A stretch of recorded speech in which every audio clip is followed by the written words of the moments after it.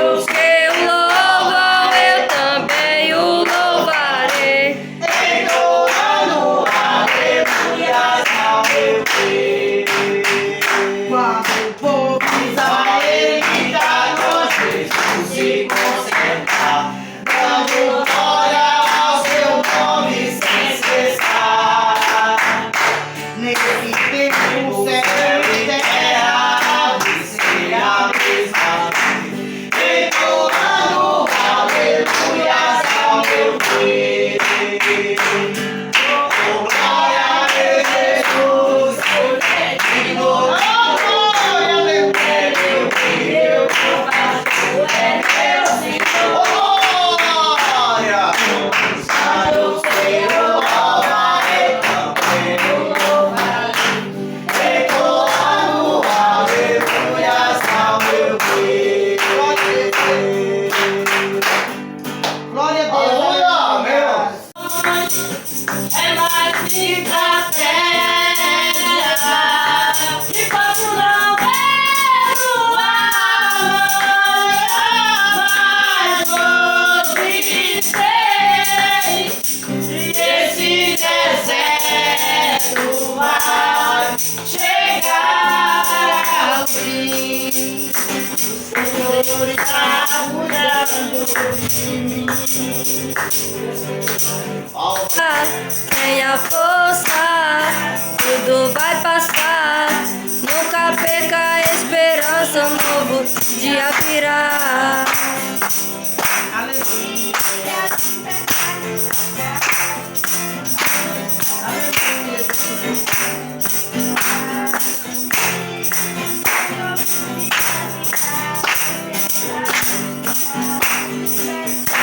aleluia, glória a Deus. Isso. Antes do Senhor Jesus escolher qualquer ser humano na terra como um profeta, primeiro ele se revela a essa pessoa. Primeiro ele se revela a esse missionário, a esse evangelista. Então, o primeiro papel do Senhor, quando ele escolhe você e você como um evangelista, como um pregador da palavra, a primeira coisa que ele faz, ele se revela a você, ele aparece a você, ele se revela diante dos teus olhos, né? Então, ou seja, você se encontra com o Senhor, acontece ali um encontro, e este encontro é libertador, né? É libertador. Primeiro o Senhor se revela a Isaías e expõe diante dele a sua santidade, né? Isaías começa dizendo: no ano que morreu o rei Uzias, eu vi o Senhor assentado sobre um alto e sublime trono. Então o Senhor revela a Isaías a sua santidade. É importante entender que necessitamos de um verdadeiro encontro com o Senhor antes de mergulhar no campo de missões. Essa é a maior lógica. Ninguém sobrevive no campo de missões, no campo de evangelismo, se ele não tiver um encontro real com o Senhor. Se ele não se encontrar verdadeiramente com Deus. É lógico que tem aqueles que ainda vão para a rua evangelizar sem realmente conhecer o Senhor.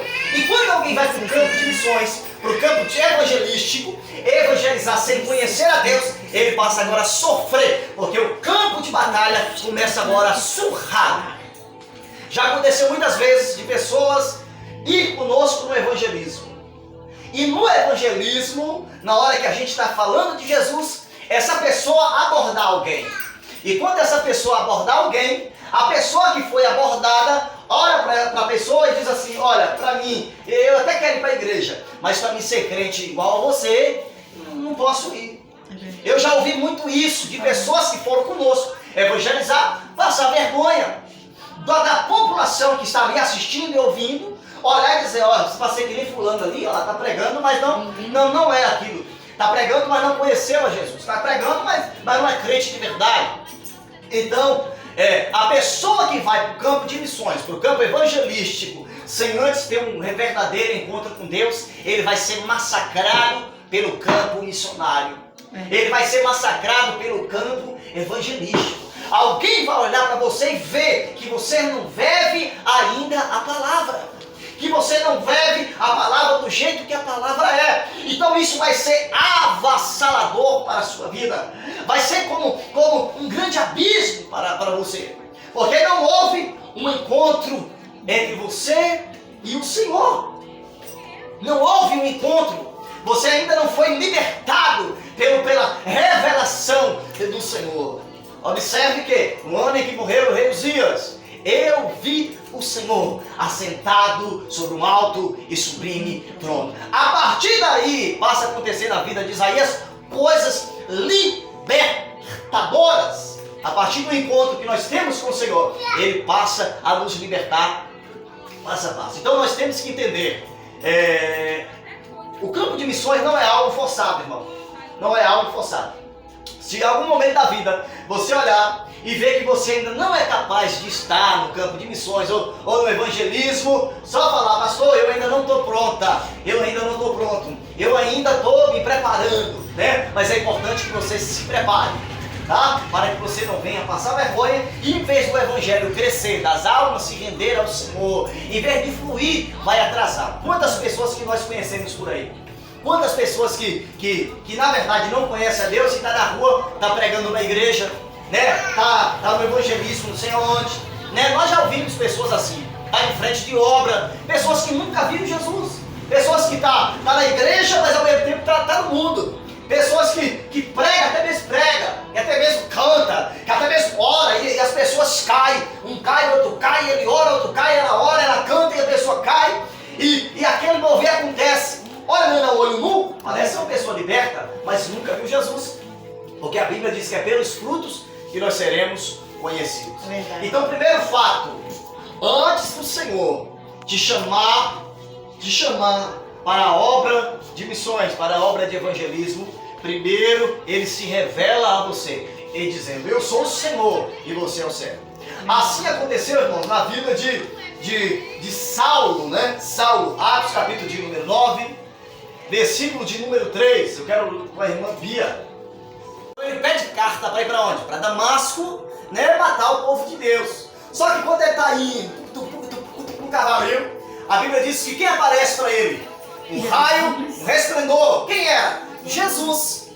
E quando Jesus aparece para Paulo, o clarão vem sobre ele, ele fica cego, ele cai e aquele alvoroço todo. Aí ele pergunta, quem és? Aí Jesus pergunta, Saulo, Saulo, por que tu me persegue? Aí quem é que está falando? Quem é que está falando comigo? Aí Jesus diz assim, sou eu, Jesus, a quem você persegue.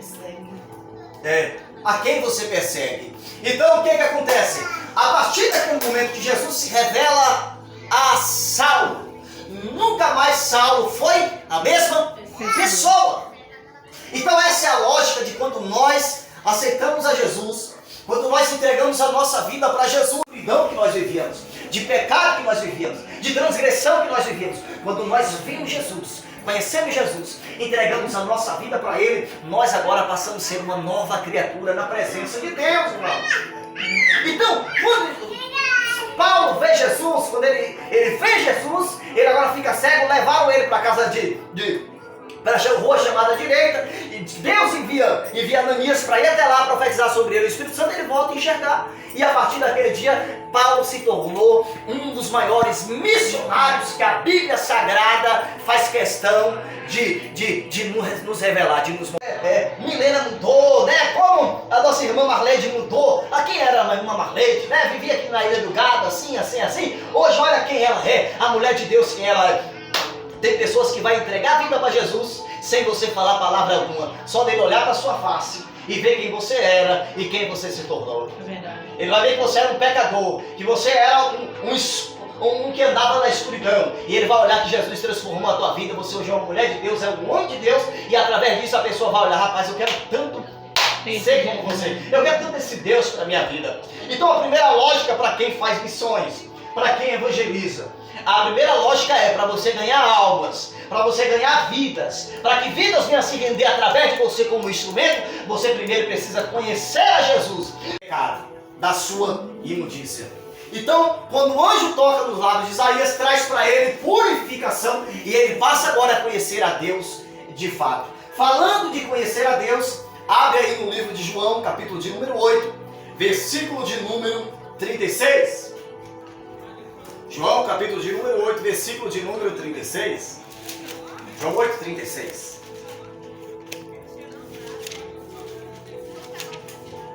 João 8, 36. João 8, 36. Vamos lá com a missionária Nath, né? João 8, 36. Enquanto a diaconisa Florinda abre em João 8, 32.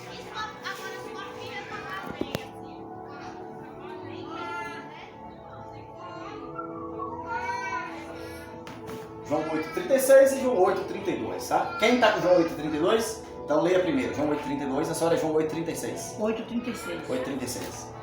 Vamos lá.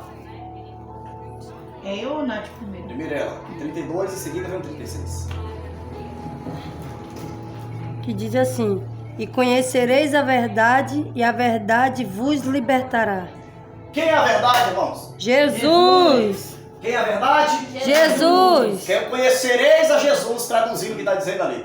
E conhecereis a Jesus, e Jesus libertará. É impossível alguém conhecer a Jesus e permanecer na mesma vida, nas mesmas práticas, na mesma vida pecaminosa.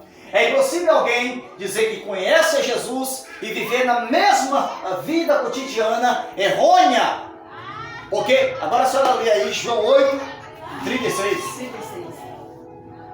Se pois o Filho do Homem, se pois o Filho vós libertais, verdadeiramente sereis livres. Amém. Se pois Jesus vos libertar, verdadeiramente sereis livres. Ou seja, Jesus ele não faz serviço pela metade. Ou conhecemos a Jesus de verdade e somos libertos dos nossos pecados, das nossas transgressões e das nossas desobediências, ou nós não conhecemos a Jesus. Existem pessoas que acham que eu fui batizada, olha eu fui batizado, olha eu prego, eu louvo, eu canto, eu sou assim, eu sou assado, eu vou à igreja, eu dou dízimo, mas na realidade os frutos que essa pessoa dá, as coisas que ela faz, que ele faz, as coisas que eles cometem, não bate de acordo com o que uma pessoa que conhece a Deus de fato deve viver. Conhecereis a verdade, a Jesus, e Jesus lhe libertará. Se pois Jesus vos libertar, verdadeiramente sereis livres. Se você conheceu a Jesus, se você teve um encontro real com Ele, você não pode mais viver na mesma vida, fazendo as mesmas coisas errôneas que um pecador que não conhece o Senhor, aleluia, faz. Você tem que ser luz, você tem que ser diferente, você tem que ser uma nova criatura. Morrer para o mundo e nascer para Deus, amém?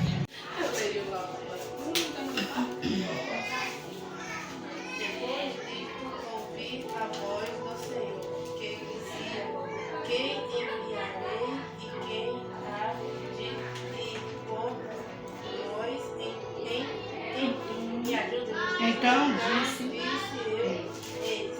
minha aqui, minha a mim. Envia-me a mim, amém.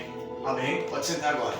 Ó, antes de sairmos para o campo missionário, nós temos que ter a certeza que nós fomos chamados por Deus para cumprir aquela função. Existem pessoas, irmãos, que foram chamados só para ocupar o banco da igreja. Infelizmente, essa é a realidade. Tem irmãos que foram chamados só para sentar aqui e ouvir o pastor pregar.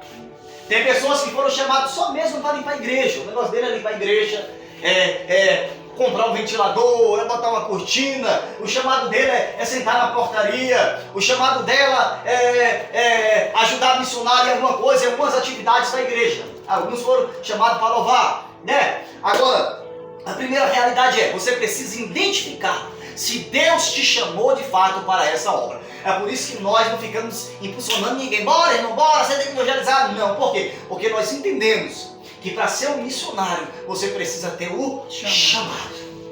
Se Deus não te chamou, irmão, não deixa ninguém botar na tua cabeça que você tem que estar lá. Não, às vezes Deus te chamou para fazer caridade. Possa ser que Deus te chamou para dar uma cesta básica, para dar uma roupa a algum irmão da igreja, ou lá, estou aqui, Senhor, envia-me a mim. Você está mostrando para Ele que você quer, que você está livre, que você está ali à disposição do Pai. É verdade. Então o Senhor só te envia quando você se dispõe. Enquanto você estiver colocando, não, eu tenho os meninos. Ah, mas eu tenho uma perna, maior que a outra. Ah, eu tenho uma dor na coluna. Ah, o menino chora. Ah, o menino tá assim. Ah, o marido tá daquele jeito. Enquanto você estiver assim, Deus vai trazer outro, vai passar na sua frente, vai trazer outro e o outro vai. E você permanece no mesmo lugar. A mesma pessoa de sempre. Aí entra ano e sai ano. E você na mesma posição. Não sai do lugar. Tá lá enferrujada, enferrujado. Por quê? Porque você não se dispõe. O Senhor só envia missionário que se dispõe, irmão. Eu posso não ser como os pregadores que tem por aí, de renome, que fala bem, que prega bem, mas eu estou aqui, Senhor, envia-me a mim, me usa, Pai, me usa. Ah, enquanto você não se dispor, Deus não vai te levar às nações, irmão. Ele tem as nações para você, mas talvez você não se dispôs até agora. Talvez você até quer, mas você não se dispõe. Você coloca a roupa na frente do Senhor. Você coloca os meninos, a culpa é os meninos. A culpa é o marido que não vai com você. Até quando você vai se esconder do chamado que Deus tem na sua vida? Jesus envia para o campo de missões aqueles que se dispõem, que faz como Isaías fez. Eis-me aqui, envia-me a mim. Quando você fizer isso, o Senhor vai te pegar pela tua mão, vai fazer você passear pelo campo missionário. E almas serão libertas, vidas serão libertas para a glória do Senhor Jesus. E Ele vai te usar como um grande instrumento na terra. Amém? Pois é, ide, é evangelho, né? Então nós temos que entender, o missionário, ele não come o que ele quer. Ele come aquilo a qual o Senhor do chamado, o Senhor que o chamou, enviar para ele no momento. O missionário no campo, ele não vai comer caviar. O missionário no campo missionário, ele não vai comer lasanha. Eu vou, pai, mas eu quero lasanha. Eu vou, pai, mas eu quero feijoada. Hoje eu quero frango assado. Não.